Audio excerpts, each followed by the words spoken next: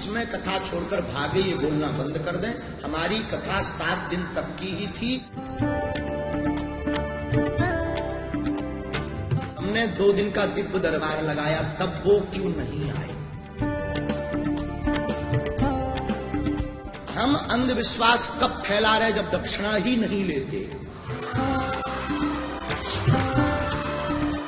स्वीकार किया है संविधान, हम सहर्ष उस संविधान के अंतर्गत ही चलेंगे। देख लो वो तुम्हारा थोबड़ा कैसे लाल करेंगे हनुमान। बाद में नहीं फंसना चाहते और उन पर अपना टाइम बर्बाद नहीं करना चाहते।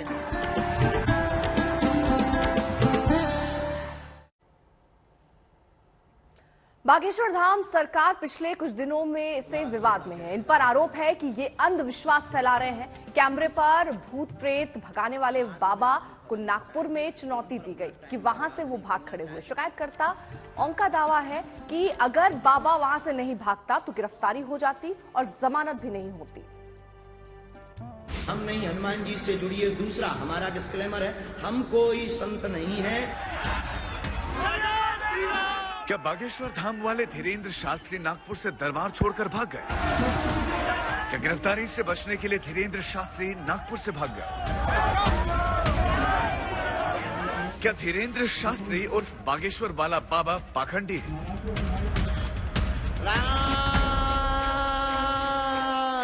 क्या जादू टोना और इलाज के नाम पर भक्तों की भावनाओं से खिलवाड़ कर रहे हैं धीरेन्द्र शास्त्री?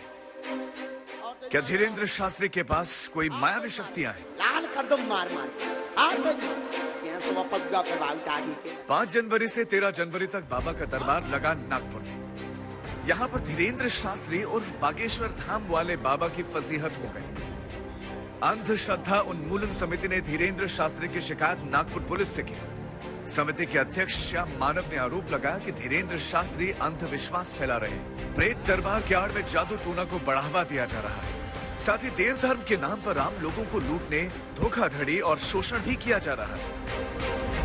इधर पुलिस से शिकायत की गई और उधर धीरेन्द्र शास्त्री ने तय समय से 2 दिन पहले ही दरबार उठा दिया और वहां से वापस लौट आए।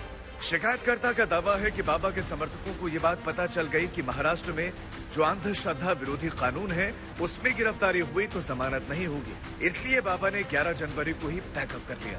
तो बाधा वाले रोगी जितने हैं उल्टे हाथ। नागपुर से भागने के बाद लगभग 1 हफ्ते तक धीरेन्द्र शास्त्री खामोश रहे, लेकिन धीरे धीरे बात फैल गई, विरोध प्रदर्शन होने लगा।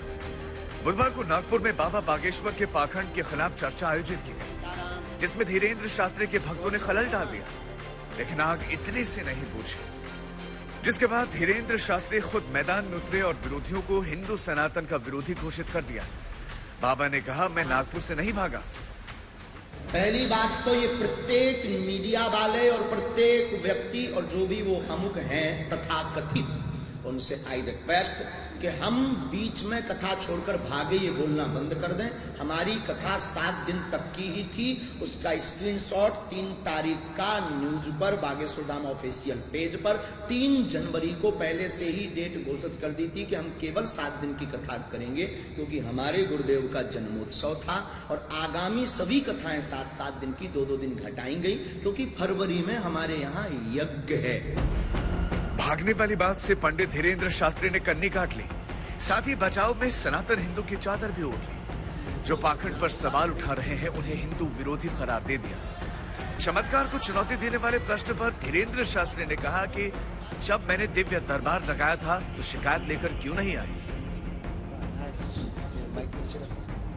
और पीछे बैठो, उठापटक चमीटा तेज मारे जाए से। सेनापति तक्षण। एक तरफ बागेश्वर बाबा दिव्य दरबार की बात करते हैं, लेकिन उसके अगले ही पल अंधविश्वास से पल्ला झाड़ने की कोशिश में। इतना बड़ा वाला बहादुर है हो तुम? तू चैलेंज देगा? दावा ना भूला। तीसरी बात, हम अंधविश्वास कब फैला रहे जब दक्षिणा ही नहीं लेते? तो अंधविश्वास कैसा?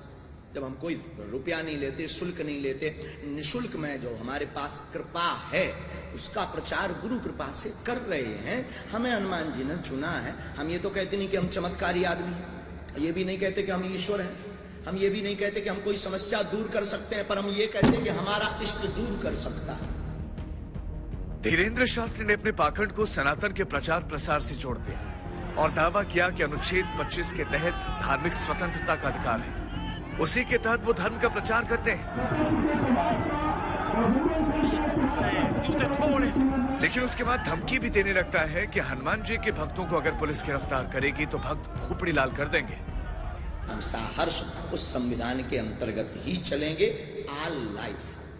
तो हनुमान जी की पूजा करना अगर अंधश्रद्धा है तो भारत के जितने भी हनुमान भक्त हैं सब पर FIR होनी चाहिए। सब अंधविश्वासी है, फिर 2 किलो को तुम्हारा थोबड़ा कैसे लाल करेंगे हनुमान जी?